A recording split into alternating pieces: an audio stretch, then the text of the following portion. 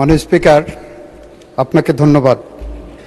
মাননীয় স্পিকার, আপনার মাধ্যমে বাংলাদেশের সম্প্রতি ঘটে যাওয়া একটি অত্যন্ত হৃদয় বিদারক ঘটনার বিচার সম্পর্কে আপনার মাধ্যমে এই জাতীয় সংসদকে, এই মহান সংসদকে এবং গোটা জাতিকে আমরা অবহিত করতে চাই। মাননীয় স্পিকার, গত 19শে মে ঢাকা শহরের পল্লবী এলাকায় একটি অত্যন্ত নৃশংস ঘটনা ঘটেছিল। আপনারা সবাই দেখেছেন। সে নৃশংস ঘটনায় 8 বছরের শিশু রামিসা ধর্ষণ এবং হত্যাকাণ্ডের শিকার হয়। এই ঘটনার 7 ঘন্টার মধ্যে আমাদের পুলিশ বাহিনী 2 জন মূল আসামিকে গ্রেপ্তার করতে সক্ষম হয়। সরকারের পক্ষ থেকে তাৎক্ষণিক পদক্ষেপ নেওয়া হয়। মাননীয় প্রধানমন্ত্রী নিজে, মাননীয় স্বরাষ্ট্রমন্ত্রী সহ, এবং সেখানে সেই টিমে আমিও ছিলাম, আমরা ভিকটিমের পরিবারের সাথে দেখা করি। ওই দিন ভিকটিমের বাবার একটি আহাজারি ছিল যে উনি বিচার চান না, কারণ এদেশে এই ধরনের ঘটনার বিচার হবে না। আমরা আশ্বস্ত করেছিলাম, মাননীয় প্রধানমন্ত্রী আশ্বস্ত করেছিলেন, এই ঘটনার আমরা বিচার করতে বদ্ধপরিকর। মাননীয় স্পিকার, আপনার মাধ্যমে এই মহান সংসদকে জানাতে চাই, আমাদের পুলিশ বাহিনী 5 দিনের মাথায় সুষ্ঠু তদন্ত করে এই ঘটনার পুলিশ প্রতিবেদন দাখিল করেছিলেন 24 তারিখ ঈদের আগে দুপুর 12টার সময়। 24 তারিখ দুপুর 4টের মধ্যে সেই চার্জশিট আমরা সিএমএম কোর্ট থেকে সংশ্লিষ্ট ট্রাইব্যুনালে নিয়ে যাই। মাননীয় স্পিকার, আমাদের সামনে একটা শঙ্কা ছিল, সেটা হলো বাংলাদেশের সমস্ত আদালতগুলো 1 জুন থেকে, নিম্ন আদালত ম্যাজিস্ট্রেসি বাদ দিয়ে, নিম্ন আদালত 1 জুন থেকে 15 জুন পর্যন্ত গ্রীষ্মকালীন ছুটিতে যাওয়ার কথা। আমাদের মাননীয় প্রধান বিচারপতিকে আমরা অনুরোধ করার পরে বাংলাদেশের সকল শিশুর প্রতি সহিংসতামূলক যে ট্রাইব্যুনালগুলো গঠন করা হয়েছে, আমরা গত সংসদে আইন পাশ করেছি, সেই ট্রাইব্যুনালগুলোকে আমরা ছুটির আওতা বহির্ভূত রাখতে সক্ষম হই।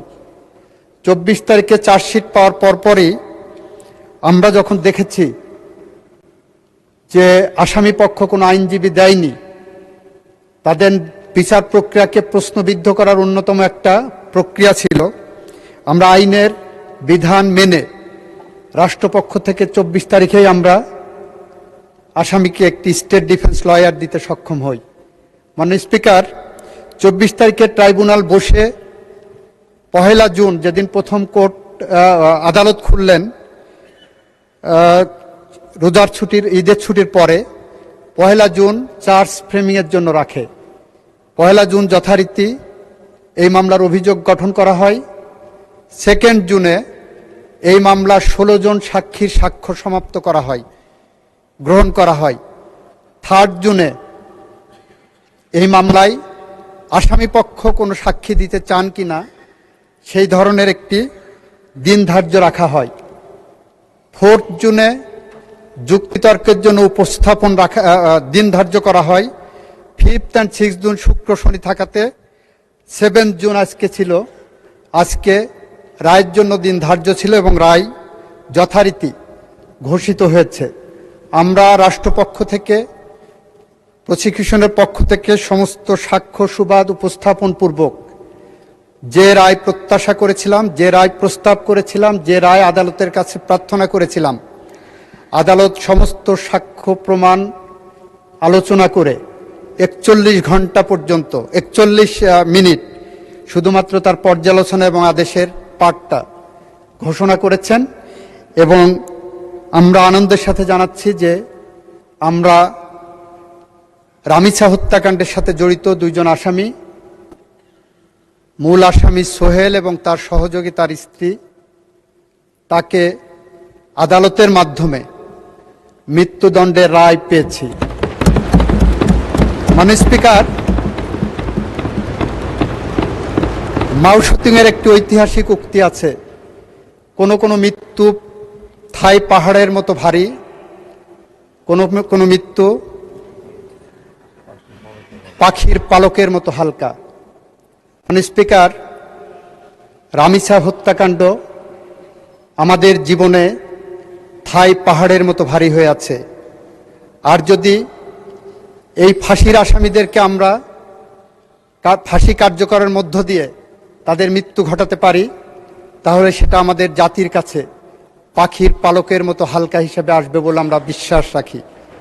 স্পিকার, এটুকুই ছিল আমাদের পক্ষ থেকে এই মহান জাতীয় সংসদ এবং জাতির কাছে আমাদের দেওয়া প্রতিশ্রুতি। সেদিন আমরা বলেছিলাম, আমাদেরকে যখন সাংবাদিকরা প্রশ্ন করেছিলেন রামিসার বাবা বিচার চান না, এ বিষয়ে আমাদের বক্তব্য কি, আমরা বলেছিলাম এর একমাত্র জবাব হবে তাকে সেই আস্থার জায়গা ফিরিয়ে দেওয়া।